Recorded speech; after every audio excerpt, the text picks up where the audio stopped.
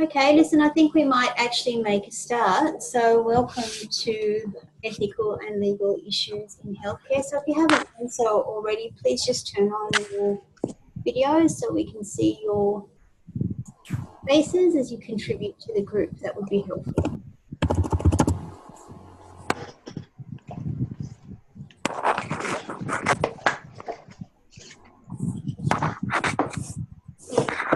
I'll just take a moment and whiz through the role in the event that I've missed anybody. I've tried to actually take it from your logins, but if I've missed anybody attending, I'll do that quickly. Erin? Yep. Thank you, Erin. Michaela? Mizda? Emily? Yep. Thank you, Emily. Abby? Abby? Okay, we've lost Abby.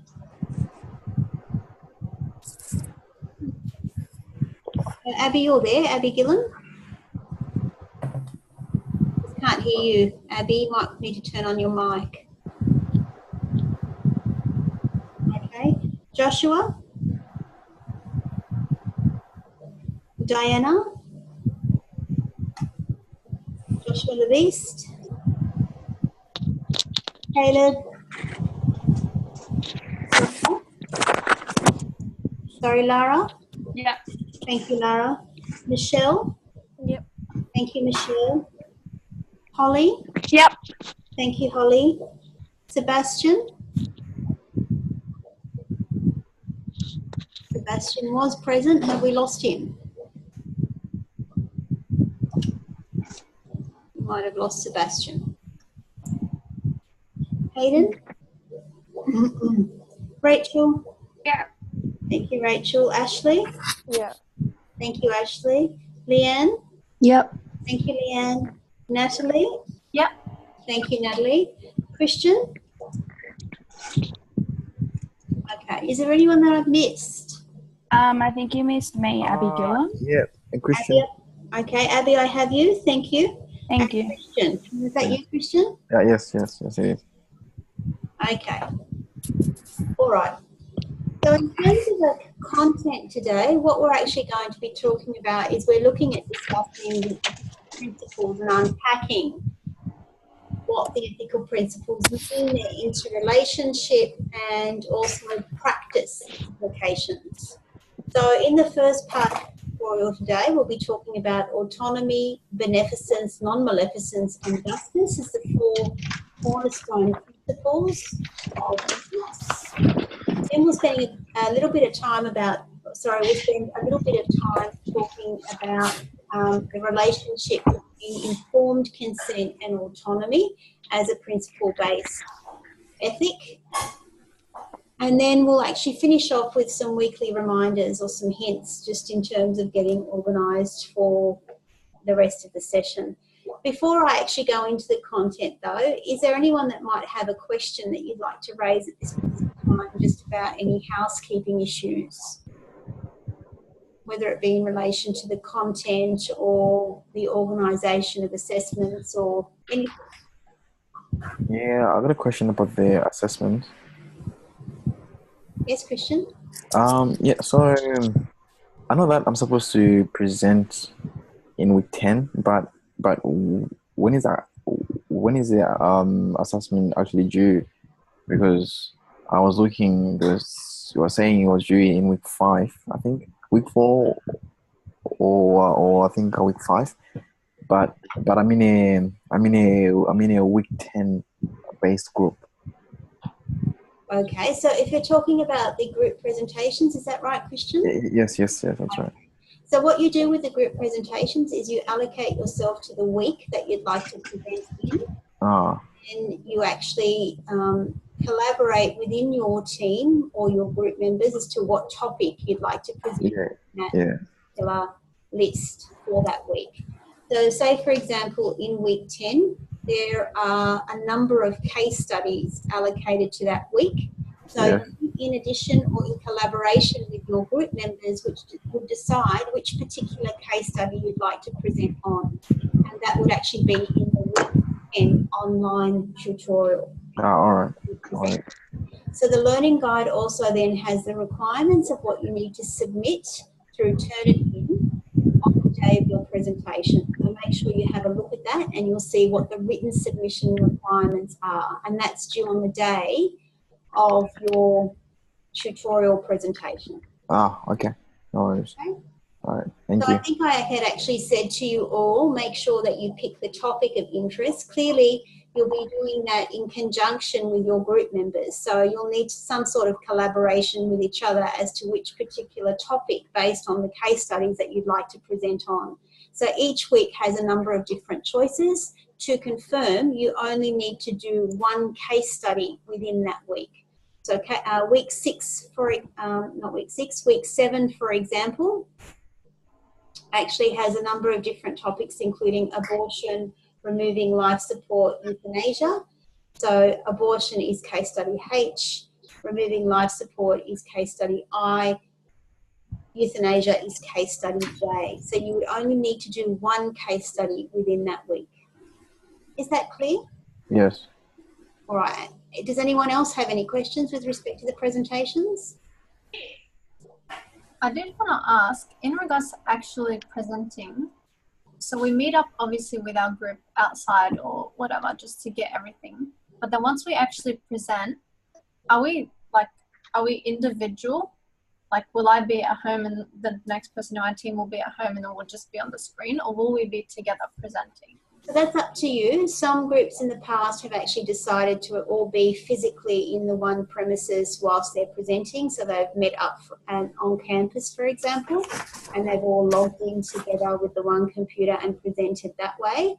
And others have done it independently, similar to what we're actually doing now.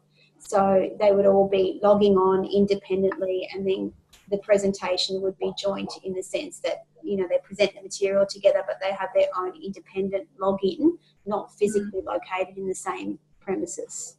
Yeah. And I would strongly, sorry. that's okay. I'd strongly encourage you to use the Zoom program to be able to collaborate with each other with those meetings. So that's available for you. You don't need to physically meet.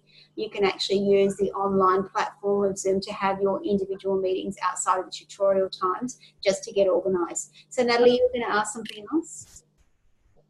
Oh, yes. I was just going to say, like, if we were to just have our slides on the screen, but then we all just watch from phone or whatever. That's like correct. expected. That's correct. Okay. Sounds good. Okay, all right. Well, I think we might actually make a start then. So like I said, we're actually looking at the principles today. And by now, hopefully you have a fairly reasonable understanding of what we mean by these particular. I'll give you a little bit of a working definition or an understanding as to what you, what meaning you actually give to these particular concepts. So autonomy, in your mind, what does autonomy actually mean? Having the right of choice. Having the right of choice. So for you, Emma, it's choice. Yeah. Sorry, you cut out for a second. That's okay. So I was saying for you, the concept of autonomy is linked with the ability to choose, variety of choice or diversity in choice. Okay. Yeah. Yes? Anyone else? The practitioner has to respect what the patient wants, like to be done to their body. Okay. So it's directed and controlled by the client or the patient as opposed to the practitioner, and the practitioner must follow through and respect the choices made by the client. So in many ways it's about the client taking control of that process, isn't it? Yeah, that's right. Yes. Anyone else? Just to add on to that, the patient making an informed decision. So not just the practitioner going, here are your options, but explaining what they actually do and what could happen after that. Okay, you raise a really interesting point of discussion there, Erin, so we'll come back to that in just a moment. But this idea of consent based on information is integral to autonomy. I mean, I guess that the term autonomy actually means self-determination, self-rule. And at law, autonomy is actually integral to the legal obligations that a health practitioner or a professional has with respect to their clients. So we all know about trespass to property. Well, without consent and without the informed consent of patients or clients, practitioners leave themselves open to what we call trespass to the person or assault. That's the common terminology. So without actually achieving or receiving consent to treat or to touch a client, you leave yourself exposed to this idea of trespass to the person. So how does informed consent, Erin, in your mind, play into this idea of autonomy? Why is that important? So it's important because how can you get someone to make a choice for themselves if you don't explain what the action could involve and what could happen after? Like, it wouldn't be a choice. Yes, that's right. So you can only empower people to make decisions or choices when they're enamored, when they have the information to be able to make those decisions and choices. And that includes the pros and the cons, the advantages and the disadvantages, and the risks associated with the treatment options, and also with no treatment. You know, if a person actually declines assistance or intervention, what then is the consequence of that declinature of consent? So informed consent, and we talk about the elements of informed consent. We discuss that in more detail in next week's lecture content, are really important at law to give meaning to this concept of autonomy or self-rule. Do you think that the healthcare system in its current format actually respects or is true to this idea of autonomy? Do you think we do autonomy well in the Australian healthcare system? Oh, Emma, you're just a strong shake of the head. Tell me why. Not at all. Okay. No, I don't think so. I mean, I think from my experience, practitioners often will tell you what they think you should do first before letting you think about it. So even though they're technically giving you the right to choice, they're not really, because they're already kind of saying you should do this, or here's a script, go get it filled. Okay. There's no real discussion of alternative options. And in fact, one of the elements of informed consent is the ability to consent without duress or manipulation, that the consent is given voluntarily. So what you're actually saying there, Em, I've reframed this incorrectly, but what I understand that you're actually saying is that the practitioner often puts their own spin or puts their own value judgment based on the information that's given. So it's not completely objective, but it's advice. Sure. Would that be correct? Yeah. What about others? What do you think? Would you consider that a wrong thing? Because if the client is in a position where they're actually not sure and they don't know what is best for them, would you still consider that as autonomy, even though they actually don't know and they're just getting another perspective? Because the doctor's obviously in a higher position to know what is best for the client. What do you guys think? I'll open it up to the group.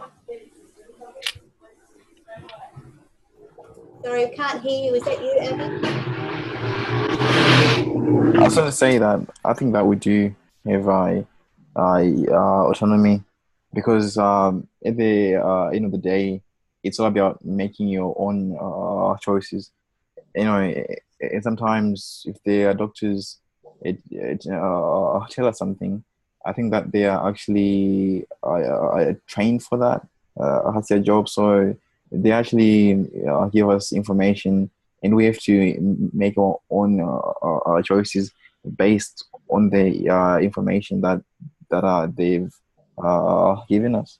Sorry. Christian, what you're actually saying there, and correct me again if I've reframed this incorrectly, but what I understand that you're actually saying is even so, even if the advice or the opinion comes with some bias in terms of the direction that should be given, it's based on expert knowledge. But at the end of the day, the patient still or the client still has the autonomy to accept or not accept that advice. Yes, that's right. Okay.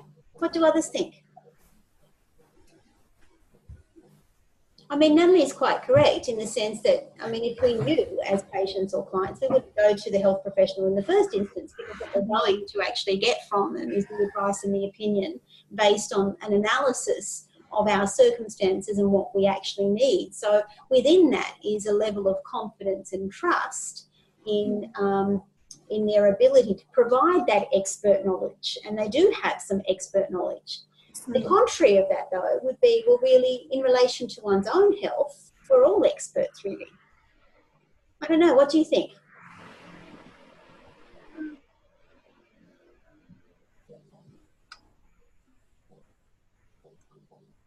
So, Emma, you just need to turn on your mic because I can see that you're talking, but you're muted.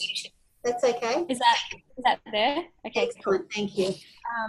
So in regards to the elderly population in particular, I feel like part of the issue is that many of that generation don't understand that they do have autonomy. So, like, in terms of medical advice, they kind of, just speaking to, like, my grandparents and things, they feel like that is, like, above. I think we lost Do you know what I'm trying to say? Yeah, you sort of cut in and out there for a moment on my end, but I did get what you were actually saying, that sometimes, particularly if we actually look at generational issues and the history of client-practitioner relationships, certainly, you know, the idea of self-rule and taking autonomous decisions within that treatment plan is not something that certainly older generations of Australians are used to. They're certainly used to actually just relying on the advice and the opinions of their professionals. There is also, I guess, this idea of, well, what if you autonomously delegate that decision making to someone else? I mean, you might choose to actually say, well, no, I want you to make that decision for me as the health professional in this. Is that still autonomy because you're delegating that? You've chosen to give that self-rule away to somebody else to act on. So it becomes quite complicated in practice, and we can certainly think of examples where, you know, we do subscribe to this principle of autonomy quite strictly, and other instances where contextually the circumstances might be different. Is there any time that you can think of where a more paternalistic approach would be quite appropriate? What do I mean by paternalism? So paternalism basically is when you make the decision for the patient without really getting an informed consent, or letting them be autonomous. Okay. Like, say, as a paramedic, if I have an unconscious patient, I'm going to make sort of paternalistic decisions to keep them alive because I can't consult them on what I'm about to do. Sure. Okay. And you've actually indicated there, in terms of the context that you've described there, Erin, the circumstances where paternalism would be appropriate. So under what circumstances? Extrapolate that out for me. So under the circumstances where you can't actually get sort of the competency out of someone, like they're unconscious, you know, you can't talk to them, you can't get that. Yes. So when competence or capacity is diminished, all right, and so you can't, in fact, be able to obtain consent from a patient, then it is expected that you act in the best interests of your patient, looking at what they actually need in those circumstances. So paternalism, I guess the best way to describe it is it's almost taking on a parent role. It's being a custodian of that person's health outcomes and doing what they need, what's needed in the circumstances in their interests, okay, in the interests of the patient.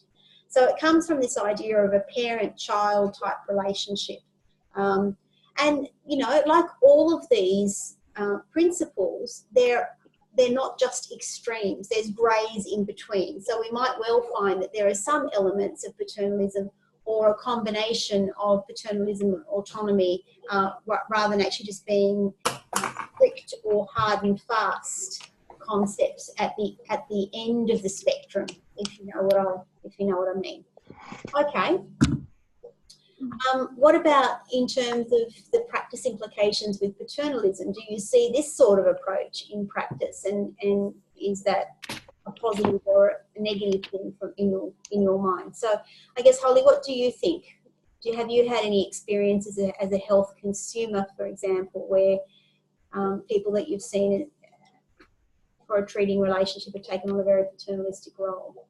I think kind of paternalism it can sometimes be detrimental to a patient, but in the end of the day, like health professionals are always kind of wanting to do the best thing and what's the best outcome for their patient. And in respect, I think there was a case in Australia where doctors wanted to keep treating a small boy, but the parents didn't want to do that anymore, and the doctors took the parents to court over the right to treat the kid. And the doctors all, at the end of the day, just want to be able to save the child's life, and to kind of try and overrule the decision that their parents made. It was just at the end of the day just to save the life of a kid. So sometimes paternalism cannot necessarily be a really bad thing by taking the rights away of the person. It can sometimes be just to try and benefit the patient. Okay, and that's a really nice segue into the next principle, which is what? Which is beneficence. This idea of actually doing good. So thank you. I couldn't have done that better myself. That was perfectly done. All right. So what do you understand by this term beneficence, Holly, or anybody else, in fact? I'll open it up. What do you understand by the term beneficence? Basically means active well-doing. So actively trying to help out someone else, which is what Holly was talking about just then. That's right. So doing good. It's about actually the outcome being a positive outcome for the person in their interests and facilitating a positive outcome for them. I mean, is this stating the obvious? Really, do we have to actually have as an ethical principle this idea of doing good for health professionals? I mean, the very term health professions means that you're trying to help. Stating the obvious? What do you think? It's still important to put it there as a foundation, definitely, just to remind people about why you're in the job. As people sometimes move on in a profession, they might become worn out or something like that, and I don't know. Yeah, raise some interesting, so whether it be burnout or a lack of empathy, or whether it be just desensitization to the issues that you actually can come across. Yes. Okay. Yeah, that's it. I think someone else was going to say something. Sorry, Leanne, go ahead. No, that's all right. I was talking about like how in the modern medicinal field, altruism seems to be not as strong as before. There's an issue like with, autonomy when patients have their right, and then you sometimes can't do the best for them because they choose otherwise. And like Imogen said, there's the fact that, doctors have to take care of themselves, and there's some argument saying that doctors should sometimes put themselves above patients in order to maybe even like treat the community better as a whole. Or, That's an interesting idea. In what circumstances do you think that might be appropriate, where the health professional actually puts themselves first in deference to the patient? Like just, in terms of taking care of themselves first, like making sure that they're not, handicapping their own ability to like say help other patients because they're putting maybe too much time on one patient as opposed to everyone else. That's an interesting example, Leanne. Thank you for that contribution. I guess even in circumstances where there is risk of hurt or harm to the professionals themselves because of the behaviour of a patient, you could certainly make the argument that in those instances, beneficence would not be the most guiding principle, and some self-protection would be important. That's a very good observation. Okay, what about this idea of non-maleficence? What do you understand by that? It's just do no harm. In its most simple form, yes, Yeah. that's what it means. Do no harm. But at what level is there no harm? I mean, for example, Ashley, I have a wonky wisdom tooth. I need to go to the dentist and actually get something done to this wisdom tooth that's actually hurting me.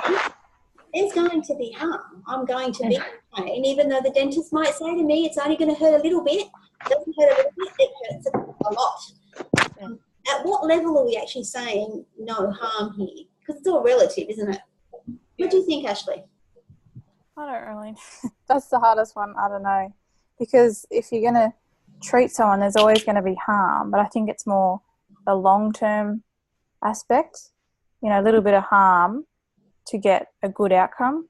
Okay, that's an interesting one. It's not permanent. The short term versus the long term and what the overall outcome would actually be. Yeah. Overall benefit, even though in the short term there might well be some hurt or harm that's experienced. Okay, that's a good point. Anyone else? Oh, sorry. No, go ahead. No worries. I think it also might be the intention. Like, if the intention is to hurt the patient, then obviously that's not right. You know, like if it causes the patient some harm, like any injury causes harm, like it might cause harm in order to get better, for example. But it just has to be the intention behind it, like whether they're trying to injure the patient and, you know, like not do good to them.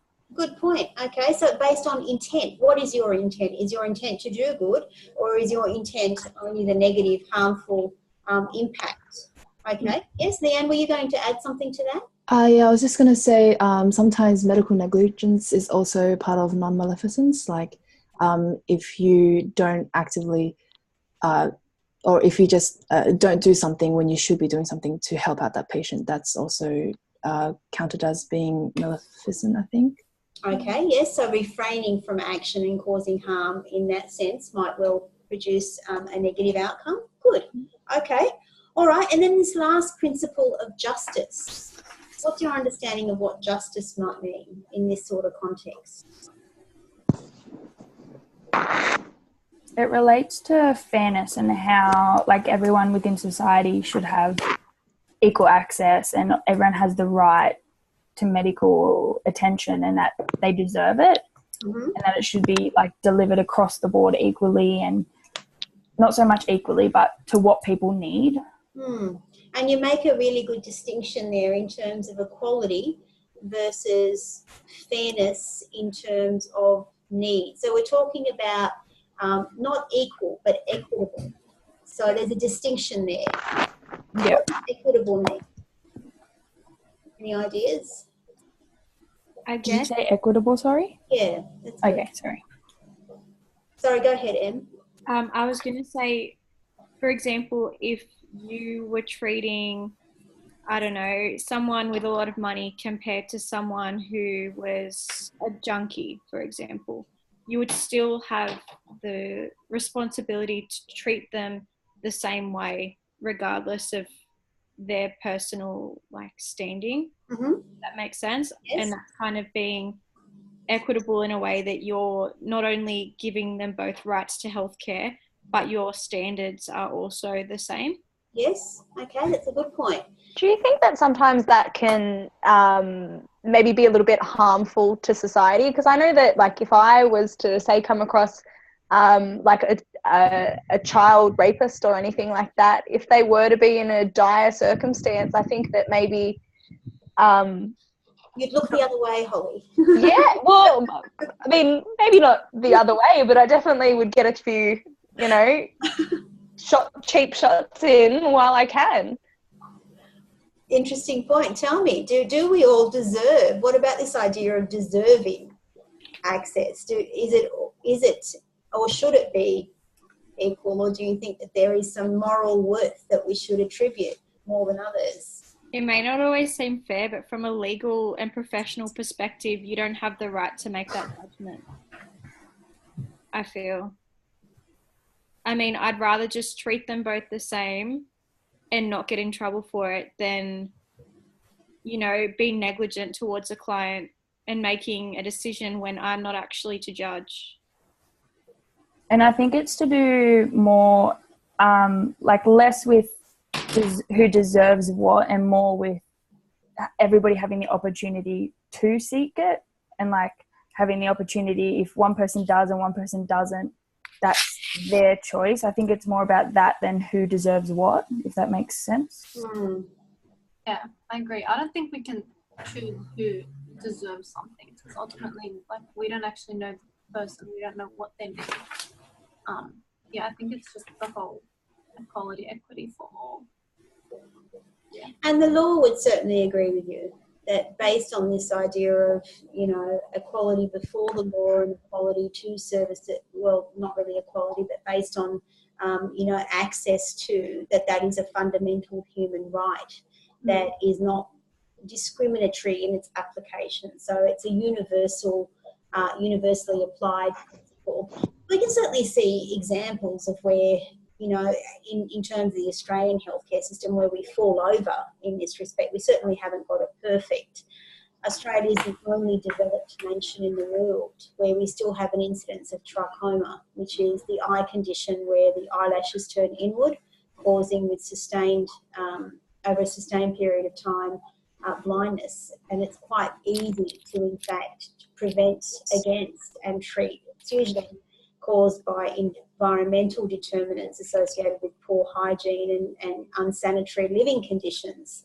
So it's quite, it's prevalent in the Northern Territory amongst Indigenous communities, and we're the only developed nation in the world where we have trachoma. So that's an embarrassing statistic.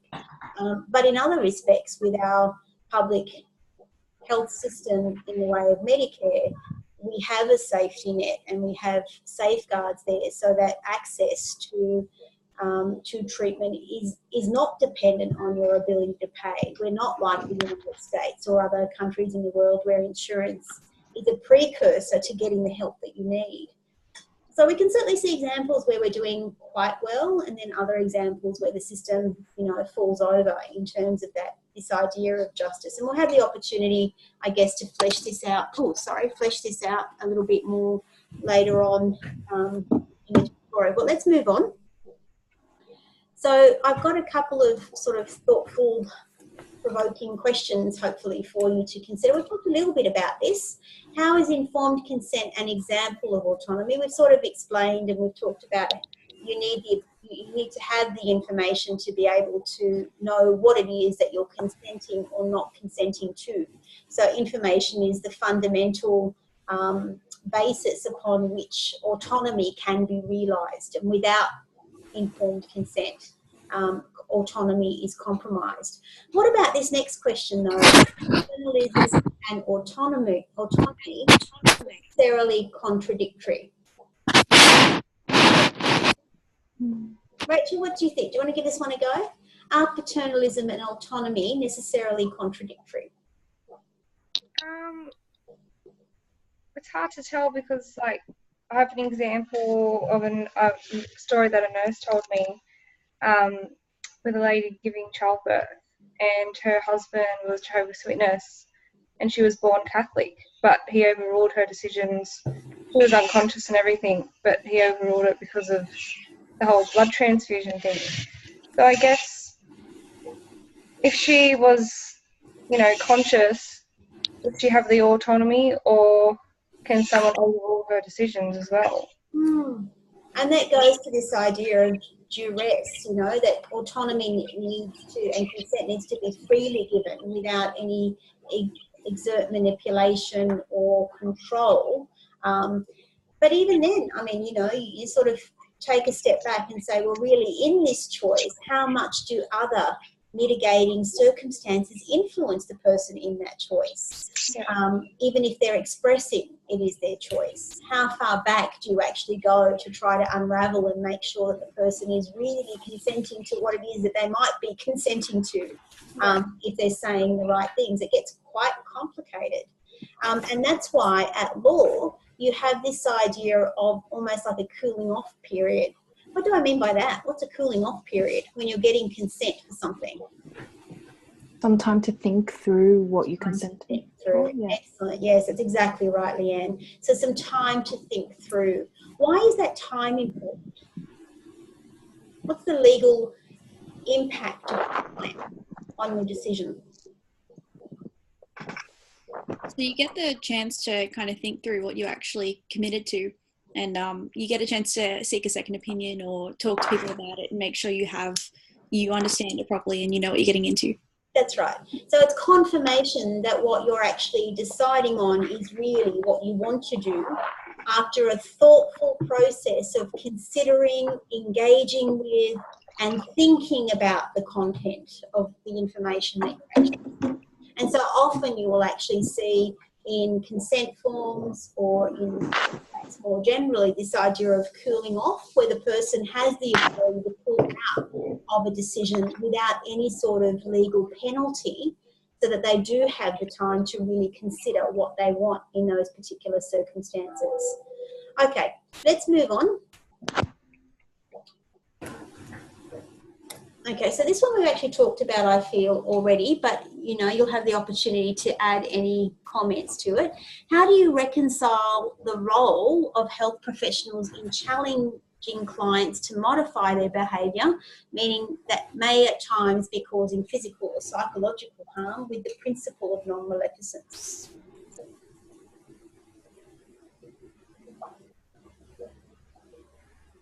I guess it comes across as that sort of the short-term over long-term thing. So if it is a short-term harm where it is, you know, for 3 weeks, I might try and quit smoking because my doctor says it's good for me and I'm going to have cravings and all that. But the long-term benefit of that for my health would be great compared to what I go through. Yes, and certainly as one of the ethical principle edicts, it's really important that health professionals take the least intrusive way of treatment. So if there are 2 treatment protocols that produce the outcome, it's an obligation for health professionals to consider and follow through on that which is least intrusive to the individual. So that's really important as well. Okay, I guess it also prevents this idea of health, you know, the commodification of health or the commercialization of health, or health as a business. So it's looking at, you know, producing the outcome in the interest of the patient, without looking at other interests, which might be the profit-making part of the health business, if you like. All right, and the last question there, what's the relationship between beneficence and non-maleficence?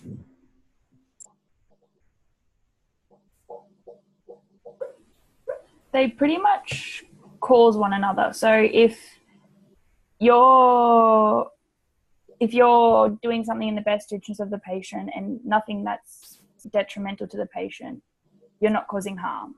So they're very related, as in cause and effect to one another. Good point. Okay, excellent. Any final comments about these principles? I mean, hopefully this was really helpful, just in helping you unpack issues more and getting your mind across what we're actually talking about. So when we refer in the marking rubric to the ethical principles, this is what we're actually discussing. We're talking about those 4 principles. The ethical theories, on the other hand, are the theories which are in your mind map, in the learning materials on views for you. So that's what we mean by consequences theory, the virtue theory, rule deontology, act deontology. They're the ethical theories, and what we've just discussed so far are the ethical principles. Any questions? All right, well, we might move on then in terms of the content. There's a short video that I'd like you to actually watch. So I'll just pause the sharing for a moment while I find it.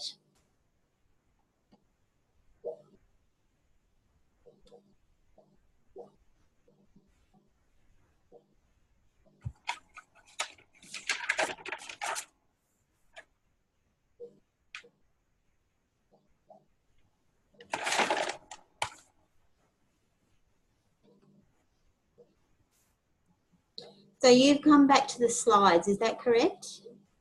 Is that what you can see, the slides there? Okay. So when I open that up, can you actually see a video there, or do you still see the slides? Slides. Slides. Okay.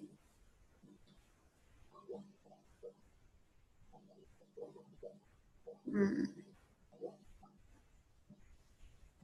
What about now? Can you see the video now? See you instead. Just You see me. Okay. All right. Well, perhaps what we can do is I might. Oh. How about now? Just see- me again? No, someone else. Someone else. So is it a video? No, it's Natalie. No, it's whoever's got the mic is who's coming up on the screen. Okay. All right. Well, listen, I might actually just get you to listen to rather than be able to watch the video, because otherwise we'll spend a lot of time trying to get it to work and it's not going to. So can you hear the audio? So get out there and have a go. Yeah. Because I'm learning. Okay.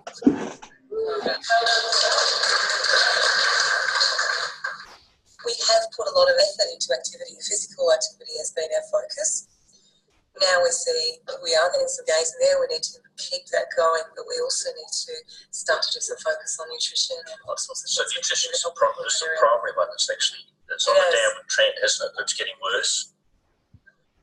Ararat has learned that getting people to move more is one thing, but changing what they eat is quite another.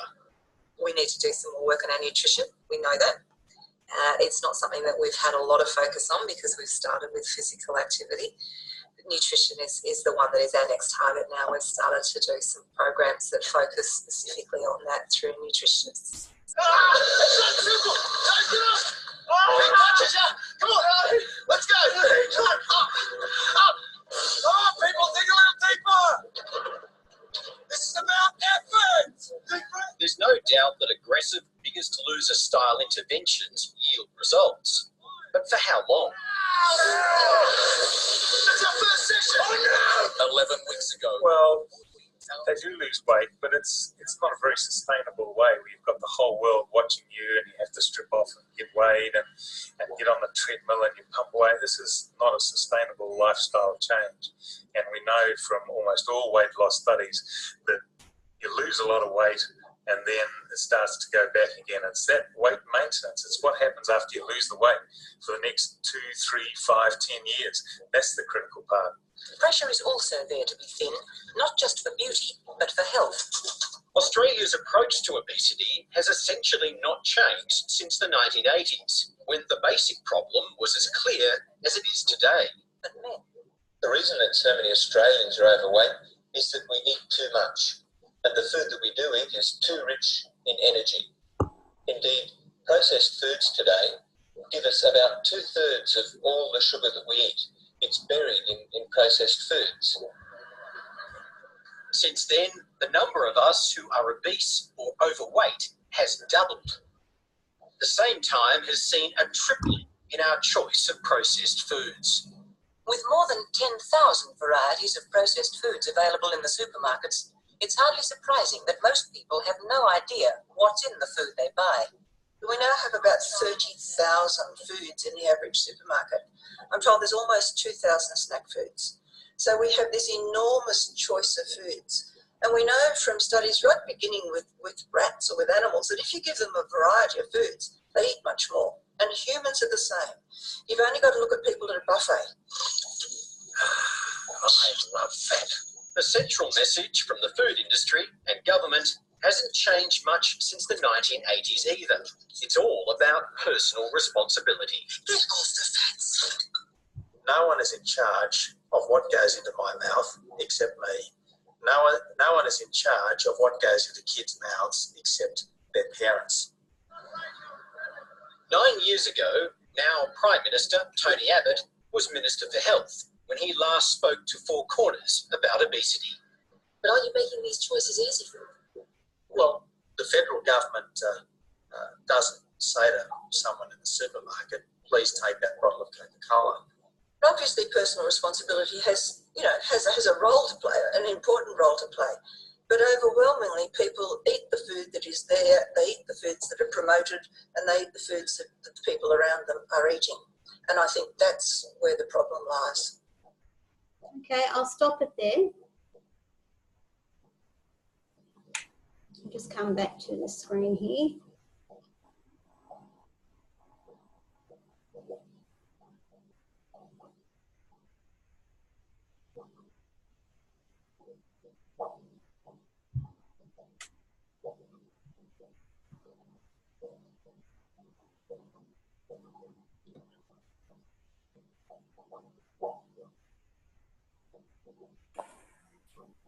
I've lost you.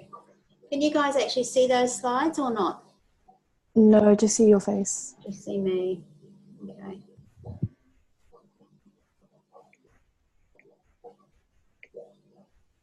Yeah, for some reason I can't actually go back to the slides, so that's okay. We were almost finished in terms of the slides anyway. So what do you think about this idea that really individuals are the ones who should be responsible for health choices? Do we have a culture of blaming the individual in Australia?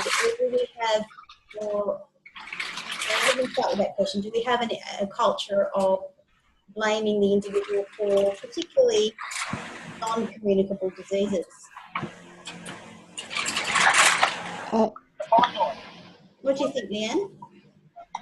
Yeah, I'd say Australia has a culture of blaming the individual quite a lot, even though that there are many other social factors like, you know, friends, family, what they eat, and what the social media, you know, tells you to, you know, buy or eat. There are many other factors than just an individual, but we tend to blame the individual, I'd say. Okay. All right. What do others think? I think we do blame the individual, and I myself was one of those that used to blame the individual as a little bit ill-informed, I guess, of the factors that decide why someone's lifestyle might be as it is, and that there are other factors that contribute to it, such as that, you know, healthy foods, fruit and vegetables are more expensive and convenient foods such as an easy meal or a burger or a chips or something like that. Something from Macca's is much cheaper. Okay.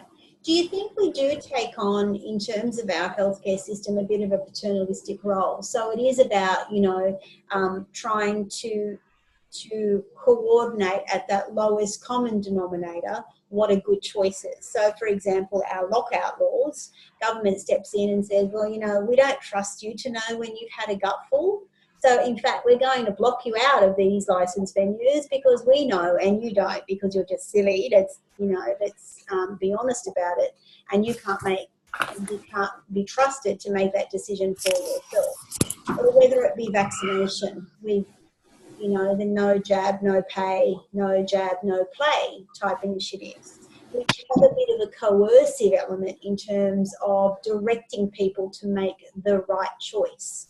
What do you think? Do we adopt a bit of a paternalistic approach, or do you think that we still do respect this idea of autonomy at its essence? I think we definitely have a paternalistic approach, but I think that's why we also elect members of our government that we have, that sometimes we don't necessarily know the decision that we want to make or that we have the right to make, and so our members of parliament can sometimes make it for us. Okay, so as representative government, that's what they're actually charged to do, to make these decisions in our interests, and that's okay. Yeah. Okay. What do others think? So, Em, you might just want to turn on your mic again. We can see your...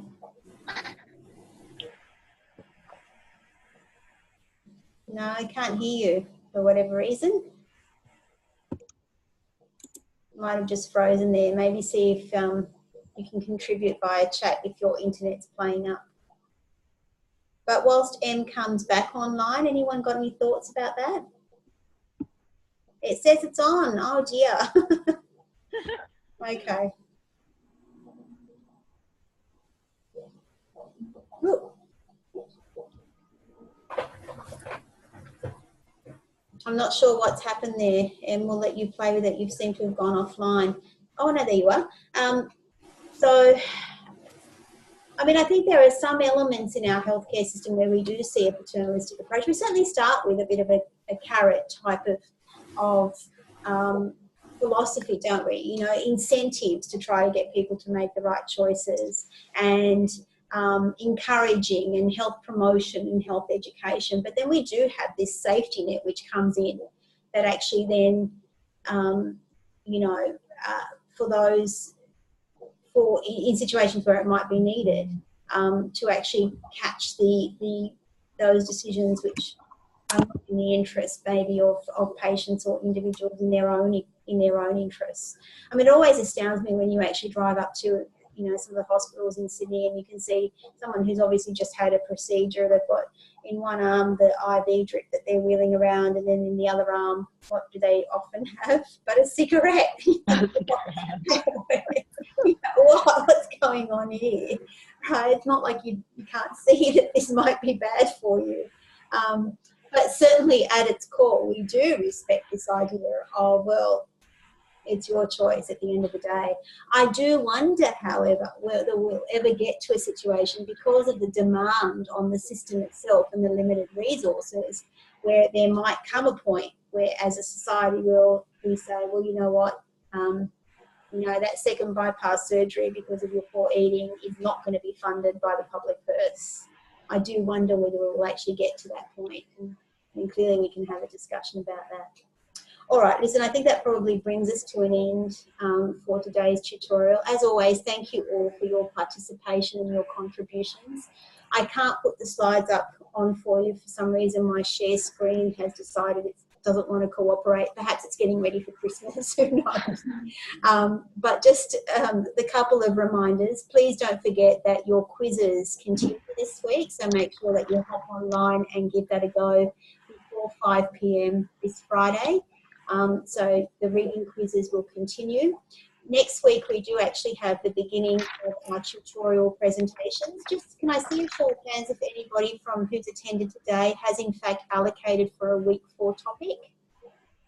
Okay, excellent. So there's a couple of you there. So we do have presentations next week. Please do make sure that you log in just before the hour, so that you're right and ready to start for everybody and we're not disruptive to the group that's actually presenting. So next week is our last tutorial before our mid-semester break, and our semester break will actually be in week 5 and 6, and then we come back again in week 7. Any questions or comments at this point before I let you go? I have 2 questions. Yes, certainly, Natalie.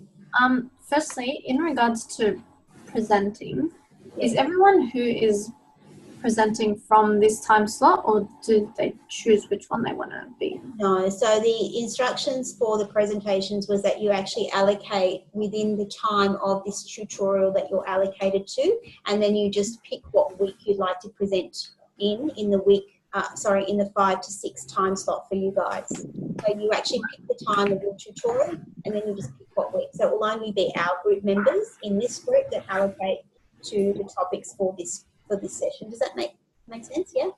I haven't said that very well, have I? But basically everybody picks a week within their tutorial time slot. Yeah. And you had another question, Natalie? You said a couple. I did. I don't remember it. You don't remember it? No, it's all right. Don't worry about it. All right. Certainly come back to me if you do happen to remember it. Okay, everybody, thank you for your participation, and I shall let you go. Thank you. Thanks, Liz. I remember it. Sorry. Here we go, yes. Are there tutorial slides like this? Can we get this anywhere? Like if I was to want to come back to it later on. Oh, these tutorial slides? Yeah. So these tutorial slides are actually posted on Views for you in learning materials content under the folder, the corresponding folder. So the week 1 slides were in obviously the week 1 folder and so forth and so on. So this week's one are in the week 3 folder. Oh, okay, because I've seen the lecture slides, but I wasn't sure if there was the tutorial slides as well. Yeah, there are the tutorial slides as well. Yeah, okay. All right, cool, thanks. They're in the summary section when you log in. Like when you're on the learning things, each week it's got summary. They're like in the bottom, you have to scroll through. Oh, right, okay. Yeah. Okay, thanks all. All right, Bye, bye. thanks Liz. Bye.